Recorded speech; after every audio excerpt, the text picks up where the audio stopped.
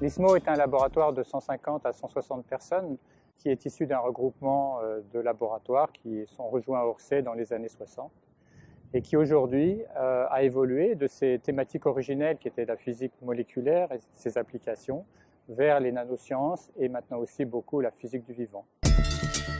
Les thématiques de l'ISMO donc, sont réparties en 3 axes. L'axe historique, c'est la physique moléculaire. Et en tout premier lieu, la physique des états excités qui conditionne toute la réactivité chimique des molécules et qui conditionne le comportement de la matière diluée, que ce soit dans les atmosphères, dans le milieu interstellaire. L'ISMO continue d'avoir une activité très importante dans ce domaine avec des applications vers la physique planétaire, vers la physique interstellaire, les origines de la vie, la matière extraterrestre et également donc, toutes les applications en sciences de la vie qui existent sur les mécanismes qui ont lieu dans les molécules biologiques. Un deuxième grand axe, c'est les nanosciences. Donc ça, c'est un axe qui est en effervescence, on peut dire, depuis maintenant peut-être une vingtaine d'années facilement, qui reste toujours dans une phase très exploratoire où on étudie des nouveaux systèmes pour voir un peu ce qui pourra déboucher un jour en termes d'application. Donc là, nous avons deux très grosses équipes dans ce domaine-là et qui sont encore en phase d'évolution, de développement. Le troisième axe, c'est la physique pour le vivant. Il a toujours été présent. Pendant longtemps, c'est une discipline qui est restée relativement mineure en nombre de personnes concernées, mais depuis la fin des années 1990 et dans les années 2000, c'est une discipline qui a explosé littéralement. Et actuellement, c'est l'équipe championne en matière de valorisation en particulier, mais aussi en matière de brevets, en matière de recherche fondamentale et de nouveaux domaines de recherche. C'est aussi une discipline qui accueille régulièrement de nouveaux arrivants, non seulement par recrutement, mais aussi par mutation de collègues qui viennent apporter et mélanger leurs expertises avec les nôtres, parce que c'est vraiment le domaine pluridisciplinaire par excellence. En particulier, il nous faut des instrumentations extrêmement variées dans ce domaine, pas seulement la physique de la lumière, mais aussi la microscopie, mais aussi des méthodes de physique où la physique rejoint la chimie et le vivant. Une chose très importante aussi au laboratoire, c'est que c'est l'évolution également de la discipline qui veut ça. C'est que de plus en plus, il devient impossible d'interpréter nos expériences sans simulation numérique et sans une approche théorique.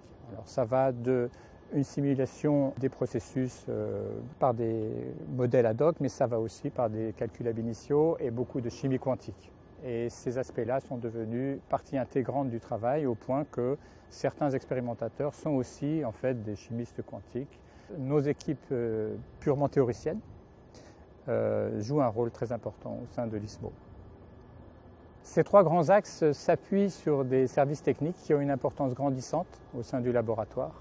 D'une part parce qu'ils apportent un soutien, et puis comme ils jouent un rôle de plus en plus important, y compris au stade de montage de projets scientifiques, de projets nouveaux, de montage d'expériences, ils acquièrent des connaissances, du savoir-faire au contact des équipes qui peuvent après redistribuer au sein du laboratoire. Et donc ils contribuent à une certaine homogénéité dans les savoir-faire du laboratoire.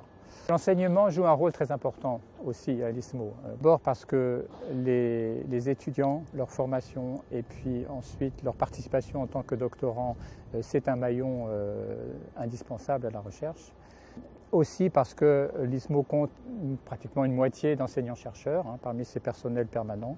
Et donc ceux-ci sont très fortement impliqués, bien entendu, dans les masters, les licences et le doctorat. Notre arrivée au Centre de physique matière rayonnement, le CPMR, a une logique scientifique, car actuellement on assiste à un grand décloisonnement des disciplines que sont la physique de la matière condensée, la physique moléculaire, la chimie et la physique du vivant. Toutes ces disciplines, en fait, à cause de l'évolution à l'échelle nanométrique de toutes les études, sont en train de converger. Nous attendons des échanges accrus avec nos voisins immédiats que seront la physique des solides, le laboratoire Aimé Cotton avec lesquels on a déjà des interactions assez fortes. Et puis nous sommes aussi très fortement impliqués déjà auprès de toutes les sources de rayonnement innovantes du plateau de Saclay, en particulier auprès de Soleil et puis auprès des serveurs attosecondes, femtosecondes du CEA. D'autre part, on a besoin de partager un certain nombre non seulement de compétences, mais aussi de moyens, en particulier par exemple l'hélium liquide, qui est devenu un problème majeur en raison de son coût. On a d'autres collaborations dans les domaines de la chimie, partage de moyens en mécanique, en électronique. Les expériences de physique sont de plus en plus exigeantes en termes de stabilité et il faut éviter absolument qu'elles soient perturbées, que ce soit par des vibrations, par des champs électromagnétiques ou par des fluctuations de température. Et de ce point de vue-là, notre nouveau bâtiment va nous permettre de franchir un cap et donc de réussir des expériences qu'on ne pouvait pas encore faire jusqu'à présent dans nos anciens locaux.